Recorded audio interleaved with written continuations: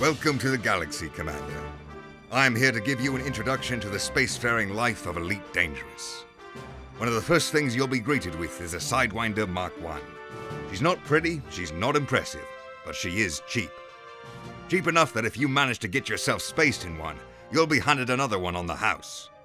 That said, if you learn how to fly her right and take good care of her, she'll be a most profitable entry in the start of your spacefaring career.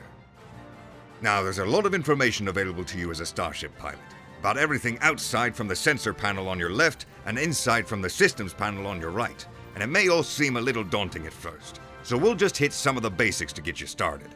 On the right side of your heads-up display, you can see the status of your ship's shields, hull, power distribution, heat signature, fuel levels, and whether certain modules on your ship are deployed. On the left side, you can see the information about what you have targeted at the moment, be it a station you want to dock with, a remote system you want to jump to, or that Goran pirate who is the third person today to interdict you, and you are really about to have no more of it. We came here to fly in space, am I right? Let's head on up to the surface and see some stars. Now, taking in the galaxy around you is all good fun, but we're in a starship, which means we probably need to learn how to fly one. Sure, there's simulators and all for that, but this is not elite mildly inconvenient. This is elite dangerous.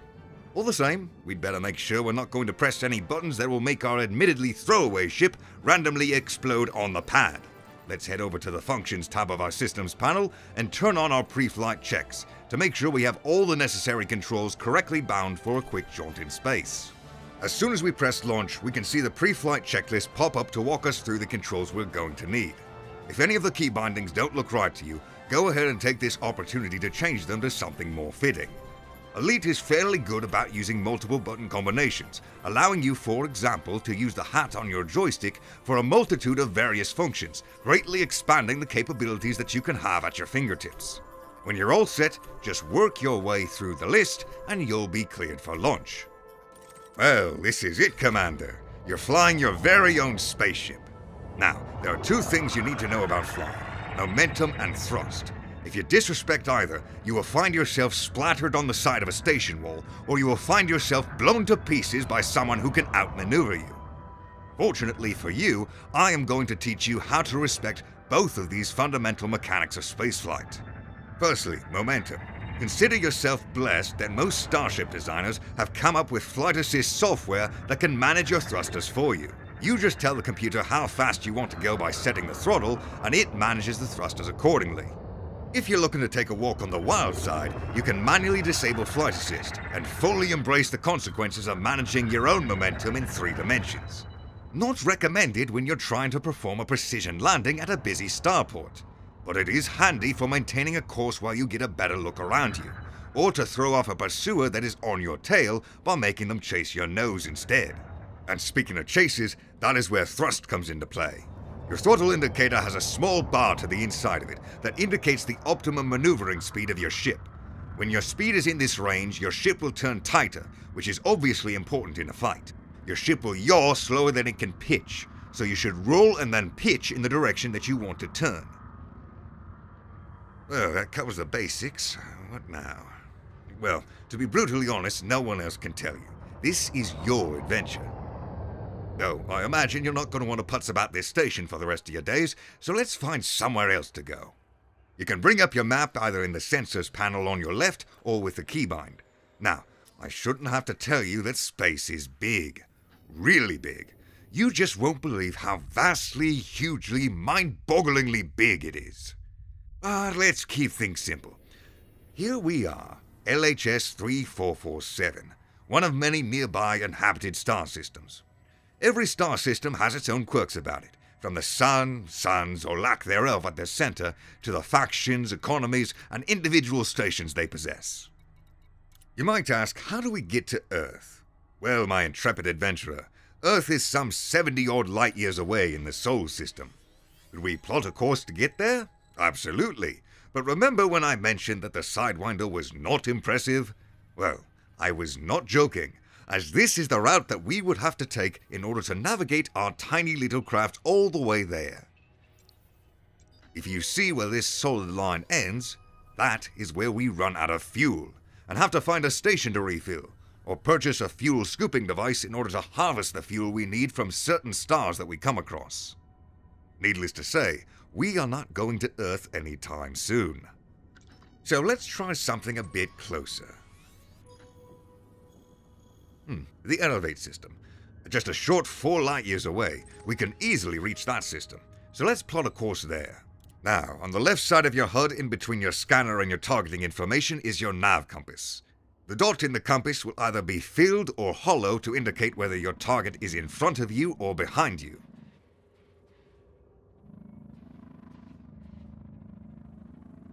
Rolling your ship will rotate your dot around the compass, while pitch and yaw will move the dot up and down or left and right. When navigating somewhere, you want to put the filled dot right in the crosshairs. Now, before we can activate our frameshift drive and jump to another system, we will first need to get far enough away from the station to avoid disruption to our FSD caused by the mass of the station, otherwise known as mass lock. This is where your boost button, in combination with reassigning power to your engines, will help you navigate quicker. Once out of mass lock, we can charge our FSD for the jump to elevate.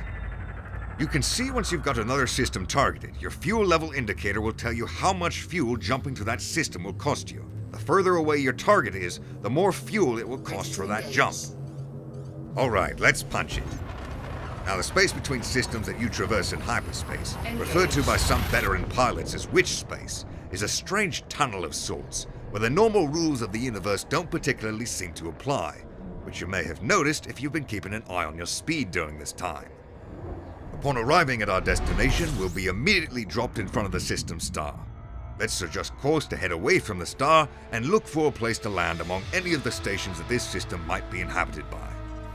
Heading over to the navigation tab of our sensors panel, we can take a look at the system map to get an overview of this system's features.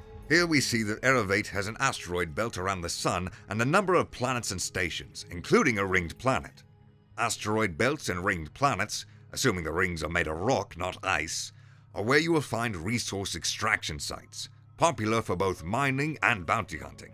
Each station that you see in the system will have a faction and allegiance, which is important, as the missions you take from that station will affect your reputation with the factions that you can find listed in the system. Also, you can find in the information tab what each station specializes in, as far as facilities, economic information on what is in supply and demand, as well as prohibited commodities that will cause you a fine if you are found to be smuggling them when scanned by authorities.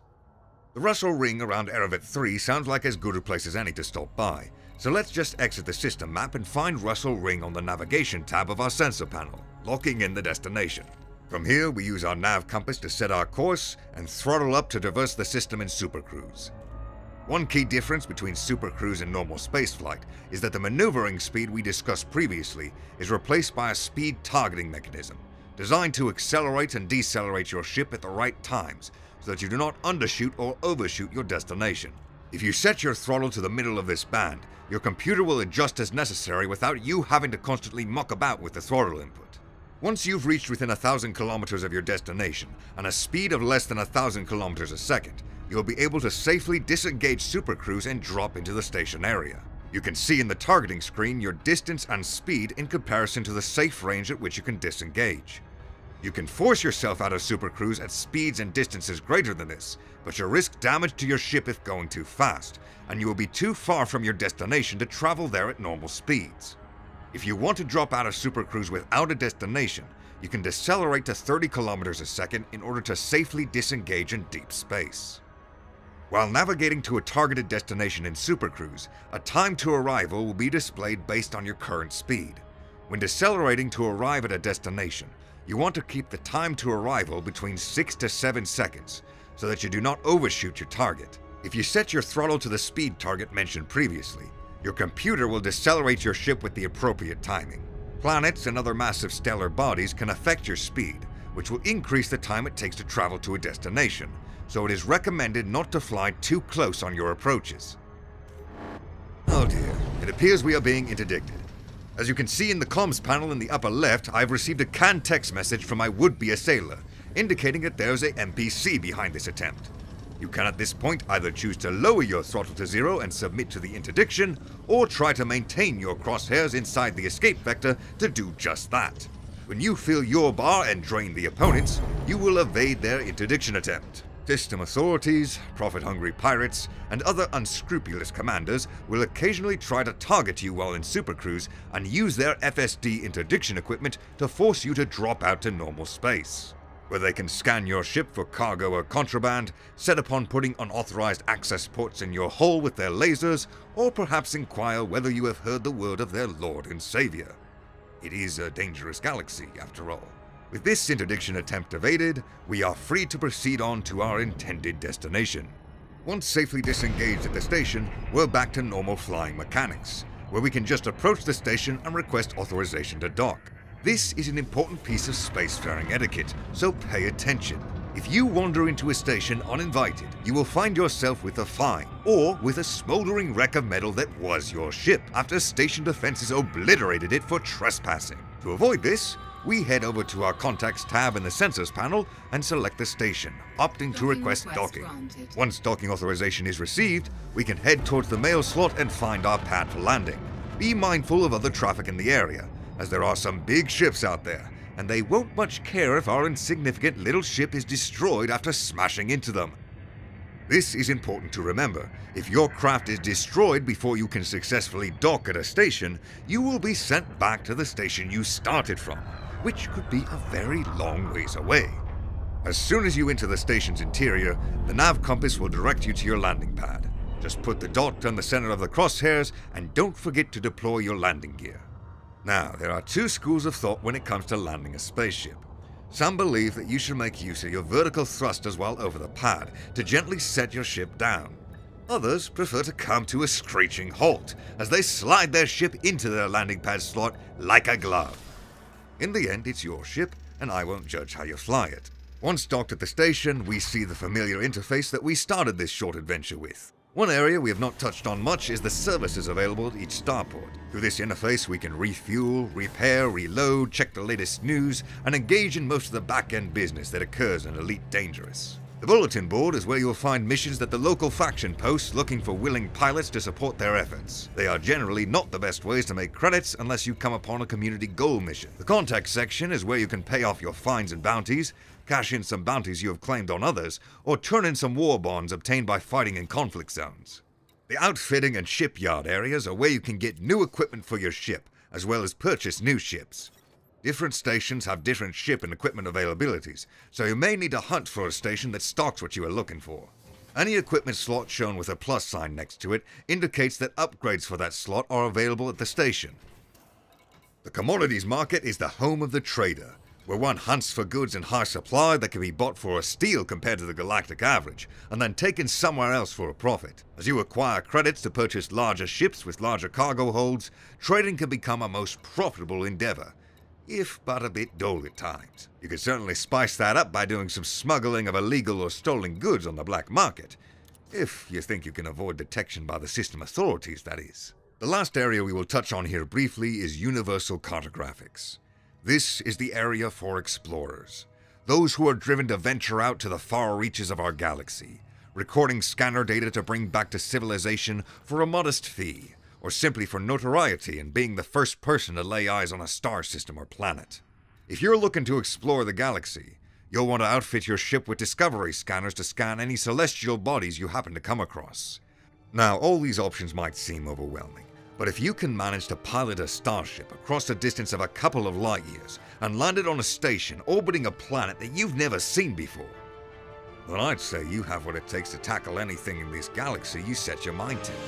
Whether you want to be a trader, warfighter, miner, assassin, racer, pirate, explorer, bounty hunter, smuggler, wingmate, hero, or villain, the choice is yours. Welcome to the galaxy, Commander.